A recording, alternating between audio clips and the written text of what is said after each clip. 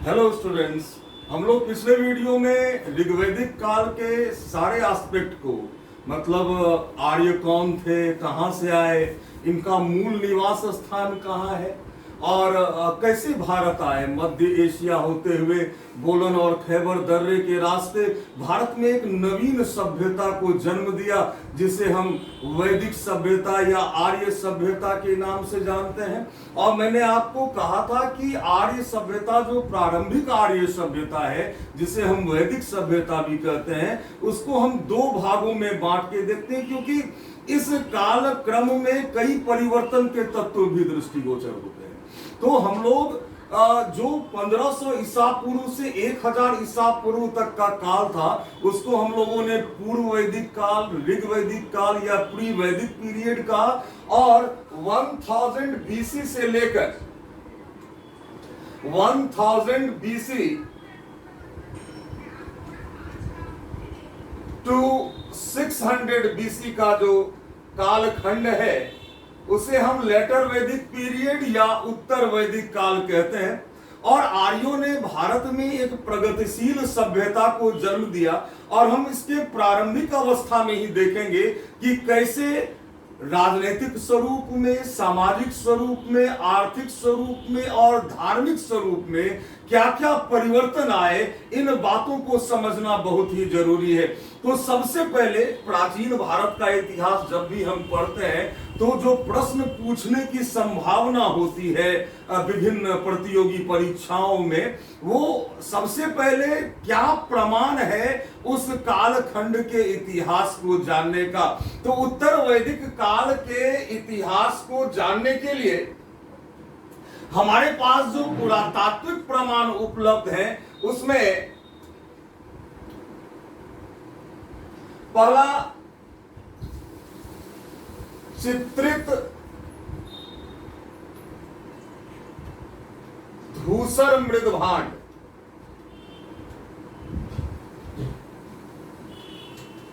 जिसे painted grey ware भी कहते हैं, शॉर्ट में इसे PGW कहते हैं, कि जो भी खुदाई से हमें प्राप्त हुए इस कालखंड के जो मृदभांड होते थे वो एक तो ग्रे कलर के होते थे, उसमें पेंट किया होता था और चित्र उकेरा हुआ रहता था जिसे पेंटेड ग्रे वेयर या चित्रित धूसर मृदभांड कहा गया है।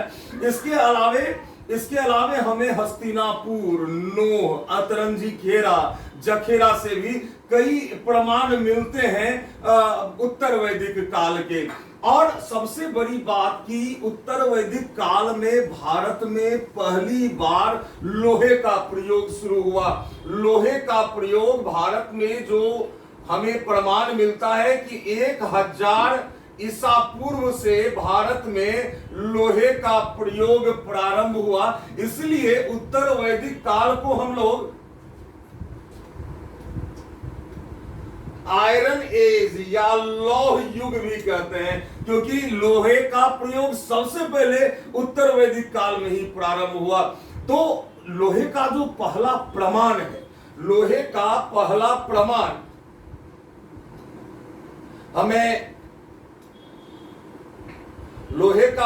प्रमाण हमें गांधार के क्षेत्र से मिलता है। लेकिन गांधार के क्षेत्र से जो लोहे के हमें इक्विपमेंट मिले हैं, जो भी टूल्स मिले हैं, वो अधिकतर काटने वाले, जंगल साफ करने वाले टूल्स मिले हैं। एग्रीकल्चर से रिलेटेड टूल्स जो है वो गांधार क्षेत्र से नहीं मिला है। एग्रीकल्चर से रिलेटेड टूल्स जो है, कृषि संबंधित जो उपकरण है, उसका प्रमाण हमें मिला है अतरंजी खेरा से। अतरंजी खेरा से अगर यह प्रश्न पूछा जाए कि कृषि से संबंधित लौह उपकरण का प्रमाण हमें भारत में कहां से प्राप्त होता है तो हम लोग जवाब देंगे अतरंजी खेरा से प्राप्त होता है। अगर हम साहित्यिक प्रमाणों की बात करें, अगर हम साहित्यिक प्रमाणों की बात करें तो ऋग्वेद की रचना ऋग्वैदिक काल में हुई और ऋग्वैदिक काल के इतिहास को जानने के लिए ऋग्वेद एक महत्वपूर्ण स्रोत हो जाता है। और शेष तीनों जो वेद हैं अर्थात सामवेद, यजुर्वेद और अथर्ववेद, यह भी इस काल के इतिहास को जानने का महत्वपूर्ण प्रमाण है। आप लोग जानते हैं कि वेद के बाद ब्राह्मण साहित्यों की रचना हुई, तो जितने भी ब्राह्मण ग्रंथ हैं, चारों वेद से जुड़े हुए जो ब्राह्मण ग्रंथ हैं, वो भी उत्तर वैदिक काल के इतिहास को जानने का प्रमुख स्रोत है। इसके अलावे जो उसके बाद आरण्यक की रचना हुई, तो आरण्यक से भी हमें महत्वपूर्ण सूचनाएं मिलती हैं। उपनिषदों की रचना भी उत्तर वैदिक काल में ही प्रारंभ हुई, इसलिए उत्तर वैदिक काल को हम लोग उपनिषद काल भी कहते हैं। तो उत्तर वैदिक काल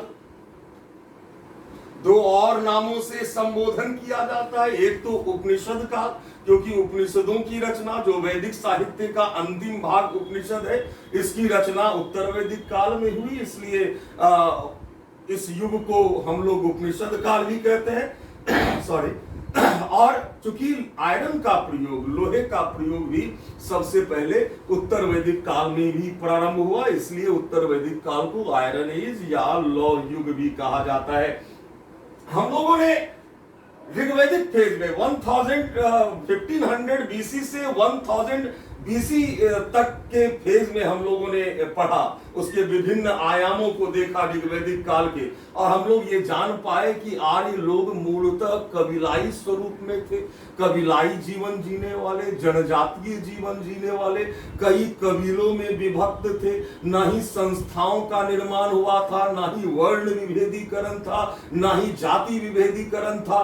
जो थे वो आर्य थे और किसी न किसी कबीले से संलग्न होते थे, जिस कबीले को जन कहा जाता था। इनका सामाजिक स्वरूप, आर्थिक स्वरूप, राजनीतिक स्वरूप जड़ जाति है, कबीलाई है। ये लोग चारागाह की तलाश में, पशुओं की तलाश में इधर उधर भटकने वाले लोग हैं, जो रथों पर आरूढ़ हैं, योद्धा हैं, क्योंकि नए नए स्थानों पर भ्रमण करते थे, तो इनका संघर्ष वहां के स्थानीय लोगों से होता था। राजा है लेकिन वो किसी क्षेत्र का राजा नहीं, बल्कि अपने कबीले का मुखिया होता है, जिन्हें जनस्य गोपा भी कहा जाता था। और मैंने आपको बताया कि 1500 ईसा पूर्व के आसपास आर्य कबीलों का भारत में आगमन प्रारंभ हुआ, और भारत का प्रवेश मार्ग, भारत का नॉर्थ वेस्ट, भारत का नॉर्थ वेस्ट का जो एरिया है, यहीं से कोई भी भारत आ सकता था। और चूंकि मैंने बताया उस समय सामुद्रिक यात्रा बहुत कठिन था, उत्तर में हिमालय है, तीन तरफ से समुद्र से घिरा हुआ है, तो उस समय सामुद्रिक यात्रा कठिन था, तो सड़क मार्ग के द्वारा ही कोई भारत आ सकता था। और आर्यों ने मध्य एशिया होते हुए आर्य कबीला बोलन और खैबर दर्रे के रास्ते, सबसे पहले सिंधु नदी और उसके सहायक नदियों के क्षेत्र में, जिसके बारे में ऋग्वेद में बारंबार चर्चा की गई है, सप्त सैंधव प्रदेश की, जो आज का अफगानिस्तान है, पाकिस्तान है, जो कश्मीर का इलाका है, और वेस्टर्न यूपी तक, यमुना नदी तक। मैंने आपको बताया था कि ऋग्वैदिक काल में सभ्यता का प्रसार हुआ, और जो सभ्यता का केंद्र था वो सतलज नदी से लेकर यमुना नदी तक का जो क्षेत्र था, वो ऋग्वैदिक काल में सभ्यता का केंद्र था, जिसे ब्रह्मावर्त कहा जाता था। अब उत्तर वैदिक काल में परिस्थितियां बदल चुकी हैं, लोहे की खोज हो चुकी है, लोहे का प्रयोग प्रारंभ हो चुका है, अब जंगल साफ करना आसान हो गया। अब धीरे धीरे आर्य पश्चिम से पूर्व की तरफ बढ़ते गए। आपने देखा ऋग्वैदिक काल में यमुना नदी तक सभ्यता का प्रसार हुआ, धीरे धीरे इनका प्रसार गंगा, देन फिर सरयू नदी, और उसके बाद सदानीरा नदी तक, बिहार के क्षेत्र तक उत्तर वैदिक काल में सभ्यता का प्रसार हुआ। और इसकी चर्चा हमें शतपथ ब्राह्मण में भी मिलती है, जहां विदेह माधव कहा गया है कि विदेह माधव ने अपने गुरु राहुल गण की मदद से नए नए प्रदेशों को अग्नि का स्वाद चखाते हुए आर्य सभ्यता का विस्तार सदानीरा नदी तक किया। सदानीरा नदी का आधुनिक नाम गंडक नदी है। तो यह सूचना हमें शतपथ ब्राह्मण से भी मिलती है। तो धीरे धीरे आर्य सभ्यता का विस्तार पश्चिम से पूर्व की ओर होता चला गया। और उत्तर वैदिक काल में की अगर हम बात करें तो जो सभ्यता का केंद्र था वो सरस्वती नदी से लेकर गंगा नदी तक का क्षेत्र था, जिसे मध्य देश कहते थे। अगर यह आपसे पूछा जाए प्रतियोगी परीक्षाओं में कि उत्तर वैदिक काल में सभ्यता का केंद्र कहां था, तो वो जवाब होगा मध्य देश। मध्य देश किस क्षेत्र को कहते थे, तो सरस्वती नदी से लेकर गंगा नदी तक का जो क्षेत्र था उसे मध्य देश कहा जाता था। तो इस युग में राजनीतिक विस्तार में भी हम परिवर्तन देखते हैं, और हम देखेंगे कि पहली बार उत्तर वैदिक काल में कबीलाई ढांचा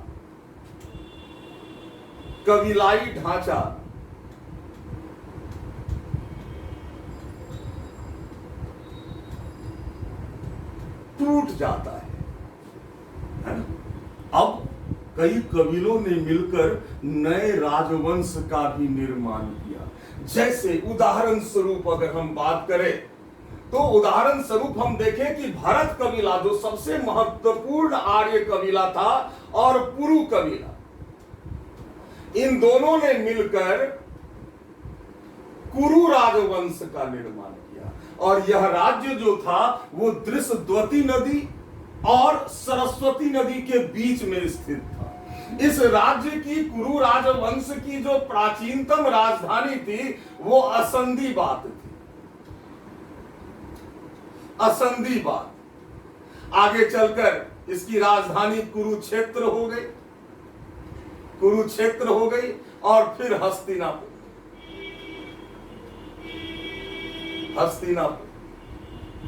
महाभारत की जो कथा है इसी राजवंश से जुड़ी हुई है।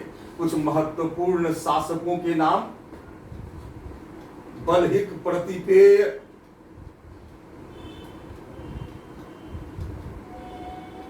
जन्मेजय, परीक्षित,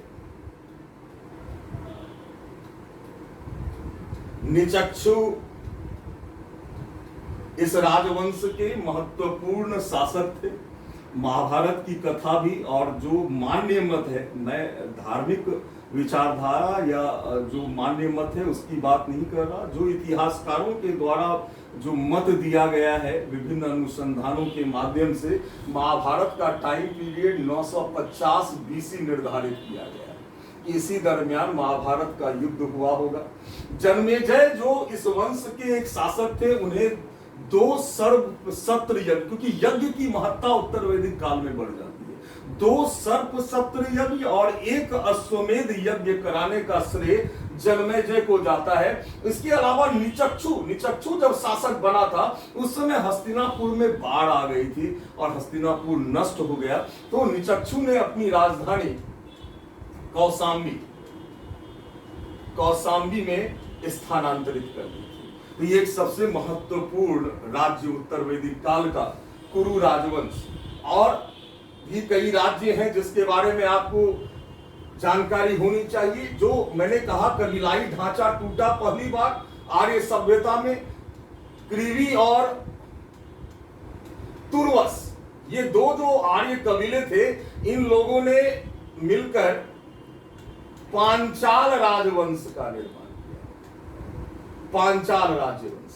और यह जो राज्य था, यह आज आधुनिक बरेली, फर्रुखाबाद, इलाहाबाद का जो एरिया है, बदायूं का एरिया, वहीं पर यह राज्य अवस्थित था।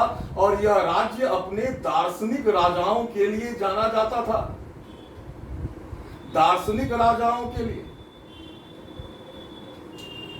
प्रवाहन जैवली इस वंश के महत्वपूर्ण शासक थे, दार्शनिक राजा थे। प्रवाहन जैवली, आरुणी, श्वेत केतु, ये इस वंश के महत्वपूर्ण शासक थे, दार्शनिक राजा थे।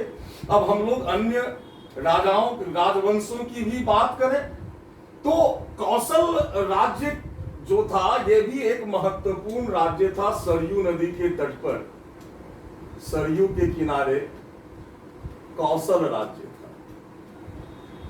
जो राजा राम जो थे, भगवान राम, वो इसी राज्य से संबंधित थे। एक महत्वपूर्ण राज्य था। और वरना और असी नदी के किनारे काशी राज्य था। काशी राज्य जो वस्त्र उद्योग के लिए बहुत ही प्रसिद्ध था ये राज्य, और उत्तर वैदिक काल में बहुत ही महत्वपूर्ण फैक्ट है, इसको आप लोगों को हमेशा स्मरण में रखना है कि उत्तर वैदिक काल में अजात शत्रु नामक एक दार्शनिक राजा काशी में हुआ करता था। और यह प्रश्न अक्सर पूछा जाता है प्रतियोगी परीक्षाओं में कि उत्तर वैदिक काल में अजात शत्रु कहाँ का शासक था, और लोग मगध मार देते हैं, क्योंकि मगध में अजात शत्रु एक महत्वपूर्ण शासक आगे चलकर हुए, नॉट उत्तर वैदिक काल, वो महाजनपद काल में हुआ। तो और यह प्रश्न पूछा जाए कि उत्तर वैदिक काल में अजात शत्रु कहाँ का शासक था, तो आप लोग जवाब देंगे काशी का शासक, जिसकी राजधानी वाराणसी थी। वर्णा नदी और असी नदी के किनारे यह राज्य था, इसलिए, और जो वाराणसी है राजधानी थी इस राज्य की, महत्वपूर्ण राज्य है ये। सिंध में गांधार राज्य अवस्थित था। भारत के उत्तर पश्चिम में गांधार राज्य अवस्थित था। हम बात करें तो गांधार राज्य और व्यास नदी के बीच, गांधार और व्यास नदी के बीच कैकेय राज्य था। यह भी बहुत महत्वपूर्ण राज्य है, कैकेय और अश्वपति कैकेय, अश्वपति कैकेय, अश्वपति कैकेय यहाँ के एक दार्शनिक राजा हुआ करते थे, और बहुत ही रोचक इनका एक उक्ति है जो अक्सर परीक्षाओं में पूछा जाता है। इन्होंने दावा किया था कि मेरे राज्य में ना तो कोई चोर है, ना ही कोई व्याभिचारी, ना ही कोई अविद्वान है, और ना ही कोई मध्यप है, मतलब नशेड़ी है। ऐसा दावा करते हैं अश्वपति कैकेय, जो कैकेय राजवंश के एक दार्शनिक राजा हुआ करते थे। उसी तरह मिथिला के क्षेत्र में विदेह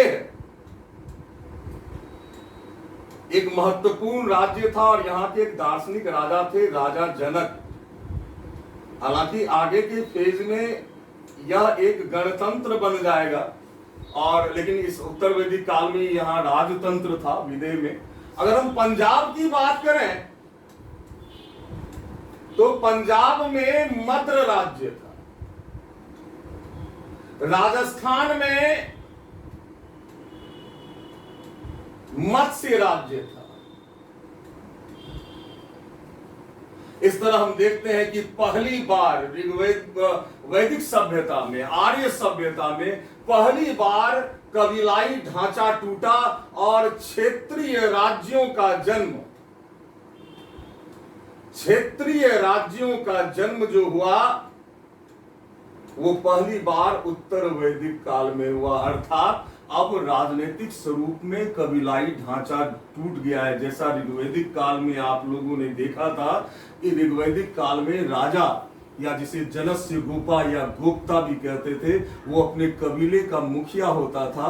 और उस समय चूंकि युद्ध केवल जानवरों के लिए होता था, गायों के लिए होता था, इसलिए देखिए गौ शब्द से युद्ध का संबोधन भी होता था, गविष्टि, गेसु, गम्य।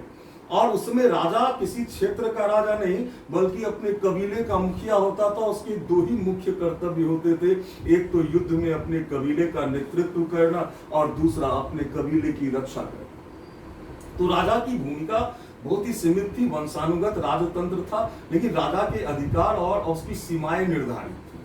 लेकिन उत्तर वैदिक काल में पहली बार क्षेत्रीय राज्यों का जन्म होता है, और राजा के अधिकारों में भी काफी वृद्धि होती है। इस युग में राजा की शक्ति में वृद्धि होती है। अब राजा जानवरों के लिए युद्ध नहीं करता, चारागाहों के लिए युद्ध नहीं करता, बल्कि अब क्षेत्र विस्तार के लिए युद्ध करता है। स्थायित्व तो आता है आर्य सभ्यता के अंतर्गत। अब राजा अपने क्षेत्र का राजा है, राजा की रिस्पॉन्सिबिलिटी में वृद्धि होती है। अब राजा को एक सक्षम प्रशासन तंत्र चाहिए, राजा को अपने संसाधनों का विकास करना होगा। जिस राजा के पास जितने बड़ा भूभाग होगा, जितना बड़ा राज्य होगा, उसके रिसोर्सेज भी उतने ही डेवलप होंगे। तो इस समय हम देखते हैं कि राजा के शक्ति में राजा के शक्ति में वृद्धि होती है। इस समय राजत्व के दैवीय सिद्धांत की स्थापना होती है। राजत्व का दैवीय सिद्धांत, डिवाइन थ्योरी ऑफ किंगशिप, जहां इस मान्यता को स्थापित किया गया कि राजा आम आदमी नहीं होता, राजा ईश्वर की छाया है, वो देवता की छाया है। ऋग्वेद से भी ऐसी सूचना मिलती है जब राजा पुरु कहता है कि मैं ही इंद्र हूं, मैं ही वरुण, है ना। राजा को राष्ट्र का पोषक कहा गया है, राजा को राष्ट्र का पोषक कहा गया है। अथर्ववेद से यह सूचना मिलती है कि राष्ट्र जो है वो राजा के हाथ में हो और बृहस्पति, इंद्र आदि देवता उसको स्थायित्व प्रदान करे, उसको स्टेबिलिटी प्रदान करे। इस तरह का सूचना भी हमें अथर्ववेद से प्राप्त होता है। सतपथ ब्राह्मण में और तैत्तिरीय आरण्यक में, सतपथ ब्राह्मण में और तैत्तिरीय आरण्यक में राजा के लिए राष्ट्रीय शब्द का प्रयोग हुआ है। राजा के लिए राष्ट्रीय शब्द का प्रयोग। हालांकि कहीं कहीं सूचना मिलती है, जैसे तांड्य ब्राह्मण से हमें यह सूचना मिलती है, तांड्य ब्राह्मण से, कि राजा के विनाश के लिए, तांड्य ब्राह्मण जो ब्राह्मण ग्रंथ है उससे यह सूचना मिलती है कि राजा के विनाश के लिए लोगों ने तपस्या भी की थी और यज्ञ करवाया था, ऐसी सूचना मिलती है ना। अथर्ववेद में राजा को विषमत्ता भी कहा गया है, विषमत्ता भी कहा गया है। हालांकि राजा निरंकुश होता था, स्वेच्छाचारी होता था, लेकिन कहीं कहीं राजा के बारे में थोड़ा निगेटिव एस्पेक्ट भी हमें कुछ कुछ ग्रंथों से प्राप्त होता है और यहाँ से काफी प्रश्न पूछा जाता है जो आपको स्मरण रहना चाहिए। आइए हम देखते हैं राजत्व की अवधारणा। मैंने बताया था कि राजत्व के दैवीय सिद्धांत का प्रतिपादन हुआ, अब राजा की शक्ति में वृद्धि हुई।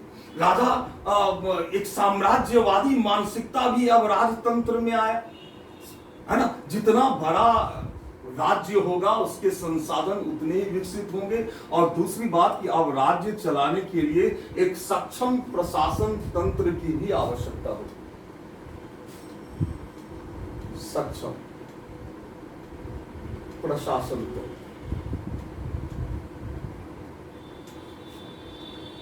की आवश्यकता है। जो राजा के मंत्री होते थे उन्हें रत्निन कहा जाता था, जिनकी संख्या 12 होती थी। जितने भी मंत्री होते थे या प्रशासनिक पदाधिकारी जो राजा को राज्य करने में या शासन करने में मदद करता था, उसे रत्निन कहा जाता था, जिनकी संख्या 12। पंचविश ब्राह्मण में रत्निनों को वीर कहा गया है। जो महत्वपूर्ण रत्निन थे, एक तो पुरोहित, मैंने कहा कि पुरोहित जो राजा का चीफ एडवाइजर होता था, सबसे इंपॉर्टेंट मंत्री पुरोहित ही होता था जो चीफ एडवाइजर का काम करता था। उसके अलावा महिषी पटरानी को कहते थे, जो राजा की मुख्य रानी होती थी उसे महिषी कहते थे। इसके अलावा युवराज, राजा का ज्येष्ठ पुत्र जो होता था वो भी महत्वपूर्ण होता था। सुत रथकार को कहते थे, जो रथ बनाते थे, क्योंकि ये लोग योद्धा थे और रथकार की एक महत्वपूर्ण भूमिका होती थी, उसको एडमिनिस्ट्रेटिव पावर भी दिया गया था। ग्रामीणी, जो गांव का प्रधान होता है उसे ग्रामीण कहते हैं।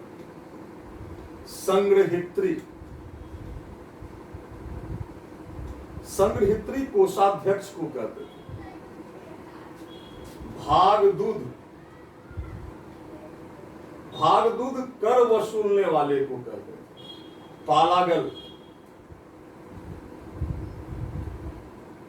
पालागल विदूषक को कहते थे, जो राजा का मनोरंजन करता था राज दरबार में, उसे पालागल कहते थे।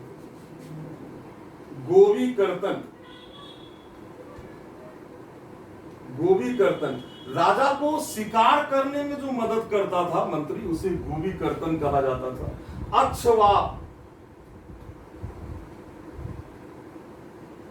अक्षवाप, ये आय व्यय का हिसाब रखने वाले को अक्षवाप कहते थे। इसके अलावा प्रतिहार, प्रतिहार जो द्वारपाल होता था उसे प्रतिहार कहते थे। इसके अलावा भी कुछ अधिकारियों की चर्चा हमें मिलती है, जैसे सतपति,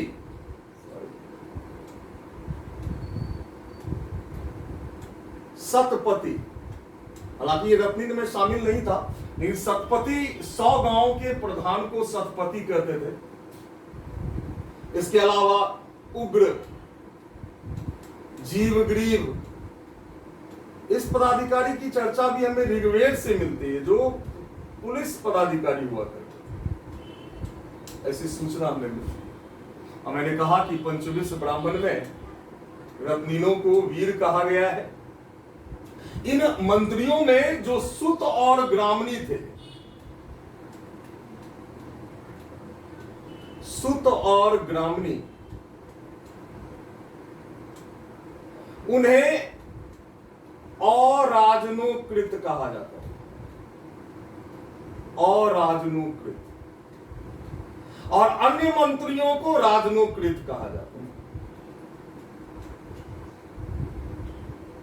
तैत्तिरीय उपनिषद में यह भी लिखा है कि राजा बिना रत्नीनों के राज्य नहीं चला सकता। ऐसी सूरत, तो रत्नीनों का एक महत्वपूर्ण स्थान था शासन व्यवस्था में। और मैंने कहा पहली बार क्षेत्रीय राज्यों का जन्म हुआ, और जो बलि नामक कर ऋग्वैदिक काल में स्वेच्छा से दिया जाने वाला कर था, उत्तर वैदिक काल में यह जनता पर लाद दिया गया। बलि नामक कर,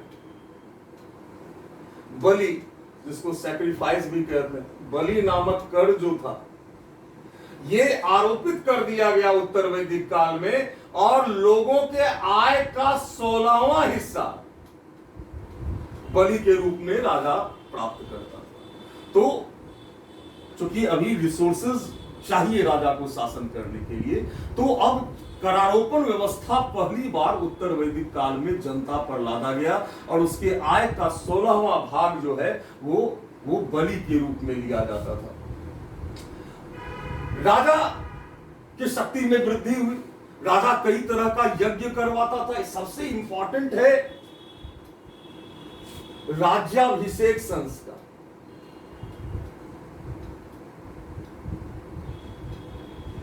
राज्याभिषेक संस्कार ये एक इंपॉर्टेंट यज्ञ होता था, और इस यज्ञ में 17 प्रकार के जल की आवश्यकता होती थी। इसके अलावे महिषी की आवश्यकता होती थी जो पटरानी है। इसके अलावे सफेद हाथी, सफेद घोड़ा, सफेद बैल, सफेद छत्र और रत्निन। राज्याभिषेक संस्कार में इन सारी चीजों की आवश्यकता होती थी, और कई बार सूचना भी मिलती है, जैसे युधिष्ठिर का 2 बार राज्याभिषेक संस्कार हुआ, ये सूचना भी हमें प्राप्त होती है। इसके अलावा अन्य जो महत्वपूर्ण यज्ञ है जो राजा करवाता था, उसमें एक है राजसूय यज्ञ। राजसूय यज्ञ, यह यज्ञ जो होता था ना, यह यज्ञ 2 दिनों तक चलता था, और यज्ञ से पहले राजा जो है अपने रत्नीनों के घर जाता था। बहुत इंपॉर्टेंट बात है, और हरवी प्रदान करता था यज्ञ स्तंभ। इसके अलावा यह मान्यता है कि राजसूय यज्ञ में वरुण देवता स्वशरीर प्रकट होते थे, ऐसी भी मान्यता है। तो राजसूय यज्ञ एक महत्वपूर्ण यज्ञ है। जो नेक्स्ट यज्ञ है वो है अश्वमेध यज्ञ। अश्वमेध यज्ञ,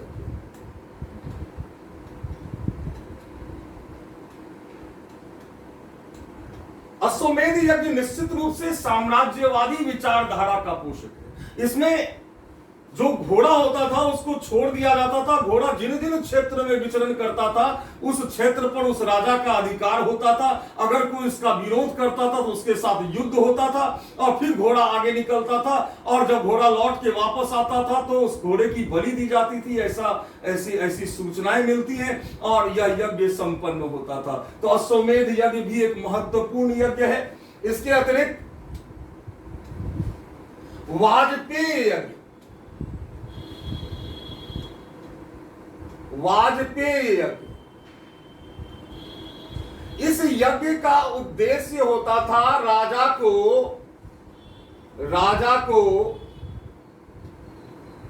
नव यौवन प्रदान करना।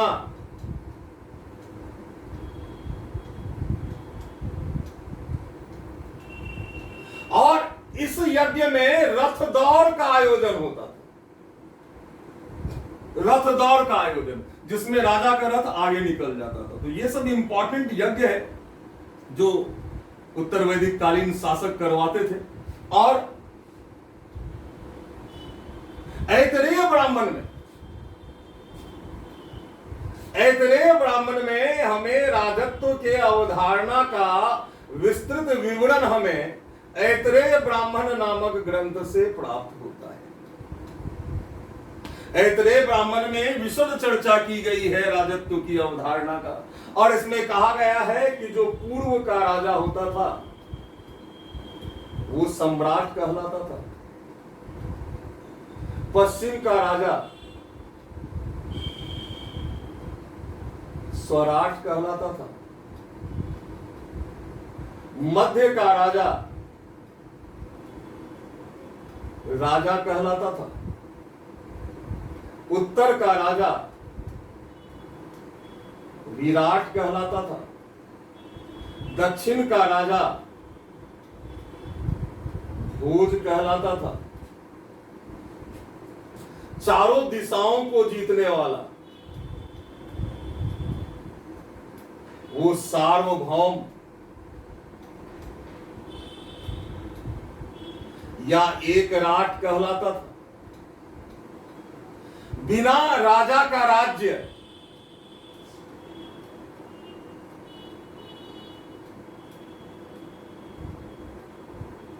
वह राज्य कहलाता था। उत्तर वैदिक साहित्यों से हमें सूचना मिलती है कि मगध के क्षेत्र को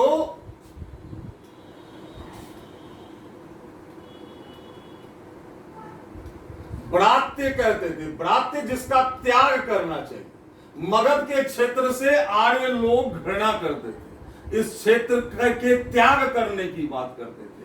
उसके अलावे जो उड़ीसा और मध्य प्रदेश का क्षेत्र था, उड़ीसा और एमपी का क्षेत्र, उसे संबर कहते थे।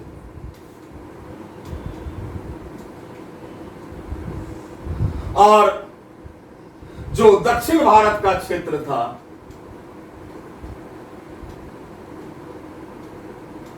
उसे पुलिंद कहते थे, उसे पुलिंद कहते थे। तो राजनीतिक स्वरूप में एक जो राजा का पद था वो शक्तिशाली होता चला गया। राजा के कर्तव्यों की चर्चा शतपथ ब्राह्मण में भी है, राजा के कर्तव्यों की चर्चा ऐतरेय ब्राह्मण में भी डिटेल चर्चा की गई है। तो राजा की शक्ति में वृद्धि होती है। आपने देखा कि बलि नामक कर अब प्रजा पर लाद दिया गया है। अब राजा को एक सक्षम प्रशासन तंत्र चाहिए, है ना। राजा के मंत्रियों को या पदाधिकारियों को रत्निन कहा जाता था, है ना। एक सक्षम प्रशासन तंत्र की भी स्थापना होगी, करारोपण प्रणाली की भी स्थापना हुई, व्यक्तिगत संपत्ति की अवधारणा भी इस युग में स्थापित हुई। और हम देखते हैं कि जो ऋग्वैदिक काल में